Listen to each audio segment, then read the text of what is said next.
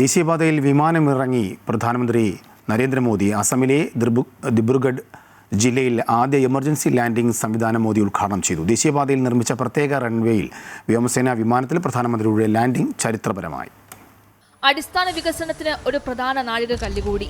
അസമിലെ മൊറാനിലുള്ള വടക്കുകിഴക്കൻ മേഖലയിലെ ആദ്യത്തെ എമർജൻസി ലാൻഡിംഗ് ഫെസിലിറ്റിയിൽ C-130J വിമാനത്തിൽ പറന്നിറങ്ങി പ്രധാനമന്ത്രി.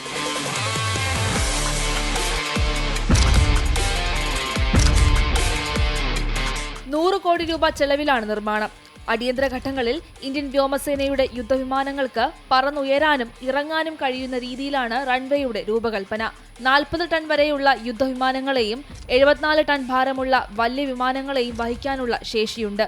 അടിയന്തര ഘട്ടങ്ങളിൽ അതിവേഗത്തിലുള്ള രക്ഷാപ്രവർത്തനങ്ങൾക്കും ദുരിതാശ്വാസ പ്രവർത്തനങ്ങൾക്കും ഈ സംവിധാനം നിർണായകമാകുമെന്ന് പ്രധാനമന്ത്രി എക്സിൽ കുറിച്ചു.